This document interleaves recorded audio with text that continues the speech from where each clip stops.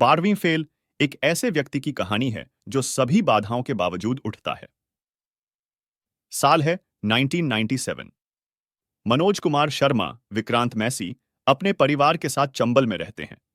उनके पिता हरीश खन्ना को उनकी ईमानदारी के लिए निलंबित कर दिया गया है।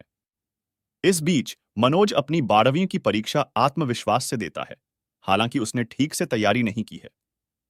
ऐसा इसलिए क्योंकि स्कूल के शिक्षक खुद छात्रों को नकल कराने में मदद करने वाले हैं। योजना विफल हो जाती है क्योंकि नवनियुक्त डीएसपी दुष्यंत शर्मा, प्रियांशु चटर्जी, कदाचार को रोक देता है। परिणाम स्वरूप मनोज सहित सभी छात्र असफल हो जाते हैं।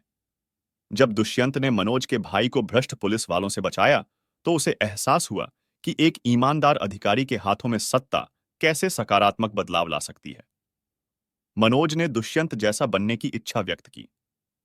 दुष्यंत ने उससे कहा कि वह उसकी तरह सफल होने के लिए धोखाधड़ी का सहारा न ले। अपनी 12वीं की परीक्षा सफलतापूर्वक उत्तीर्ण करने के बाद मनोज ने बीए में स्नातक किया और पीसीएस परीक्षा में बैठने के लिए ग्वालियर चले गए। हालांकि परीक्षाएं बंद कर दी गईं, जिससे मनोज को आईपीएस परीक्षा में शामिल होने के लिए दिल्ली जाना पड़ा। जब मनोज अपने जैसे ही लोगों को अपनी किस्मत बदलने के लिए इकट्ठे हुए देखता है, तो उसके होश उड़ जाते हैं। आगे क्या होता है, यह फिल्म का बाकी हिस्सा बनता है। सच्ची घटनाओं पर आधारित विधु विनोद चोपड़ा की कहानी बेहद शानदार है। विधु विनोद चोपड़ा की पटकथा आकर्षक है। यह एक आसान विषय नहीं है, लेकिन मास्टर फिल्म निर्माता लेखक एक दिलचस्प पटकथा लिखने में कामयाब होते हैं जो रुचि बनाए रखती है। विधु विनोद चोपड़ा के संवाद तीखे और तालियां बजाने योग्य हैं। विधु विनोद चोपड़ा का निर्देशन शीर्ष पायदान का है। कुछ दृश्यों में प्रभाव को लंबे शॉट्स, उपन्यास कैमरा वर्क, यथार्थवाद को चित्रित करने के लिए पृष्ठभूमि शोर आदि के रूप में रचनात्मकता के कारण बढ़ाया जाता है। कुछ दृश्य जो सामने आते हैं वे हैं शुरुआती दृश्य, दुष्यंत द्वारा मनोज के भाई की जान बचाना और उसके बाद की बातचीत गौरी भैया, अंशुमान पुष्कर का प्रवेश, मध्यांतर बिंदु, मनोज का आटा चक्की पर अपने पिता से मिलना आदि। चरमोत्कर्ष मनोरंजक है, जबकि अंतिम दृश्य मार्मिक है।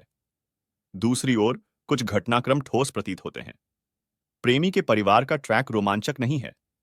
मनोज का श्रद्धा, मेधा शंकर से झूठ बोलना अच्छी तरह से समझाया नहीं गया है, खासकर तब जब वह बहुत सच्चा हो। समापन मार्मिक है, लेकिन यह द परस्यूट ऑफ हैप्पीनेस 2006 और 3 इडियट्स 2009 की झलक देता है। इसके अलावा फिल्म में फिल्म फेस्टिवल जैसा ट्रीटमेंट है, जो इसकी अपील को सीमित करता है। अंत में साउंड ट्रैक खराब है।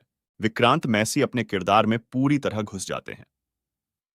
यह विश्वास करना कठिन है कि वह एक ग्रामीण से आईएएस बनने का उम्मीदवार नहीं है, क्योंकि उसने बहुत ही यथार्थवादी चित्रण किया है। यह निश्चित रूप से उनका सर्वश्रेष्ठ प्रदर्शन है। मेधा शंकर प्यारी हैं और आत्मविश्वासपूर्ण प्रदर्शन करती है। अनंत विजय जोशी, प्रीतम पांडे पसंद करने योग्य हैं। अंशुमान पुष्कर एक बड़ी छाप छोड़ता है। प्रियांशु चटर्जी ने अपनी कैमियो भूमिका से दिल जीत लिया। हरीश खन्ना सभ्य हैं। सरिता जोशी, मनोज की दादी, मनोरंजन कर रही हैं। विकास दिव्य कीर्ति, शिक्षक ने शानदार प्रदर्शन किया। गीता अग्रवाल शर्मा, पुष्पा, मनोज की मां को ज्यादा गुंजाइश नहीं मिलती। शांतनु मोइत्रा का संगीत खराब है। रीस्टार्ट पंजीकृत तो हो जाता है, लेकिन यह ऐसा गाना नहीं है जिसकी शेल्फ लाइफ लंबी होगी। शांतनु मोइत्रा का बैकग्राउंड स्कोर काफी बेहतर है। मानव श्रोत्रिय का साउंड डिजाइन पुरस्कार विजेता है। रंगराजन रामभद्रन की सिनेमैटोग्राफी आकर्षक है, चाहे वह चंबल के दृश्य हों या दिल्ली के भीड़ भरे मुखर्जी नगर के। यह भी सराहनीय है कि फिल्म को वास्तविक स्थानों पर शूट किया गया है। प्रशांत बिडकर का प्रोडक्शन डिजाइन यथार्थवादी है। यही बात मालविका बजाज की वेशभूषा पर भी लागू होती है। जसकुंवर कोहली और विधु विनोद चोपड़ा का संपादन अच्छा है। कुल मिलाकर 12वीं फेल एक नेक इरादे वाली प्रेरक गाथा है।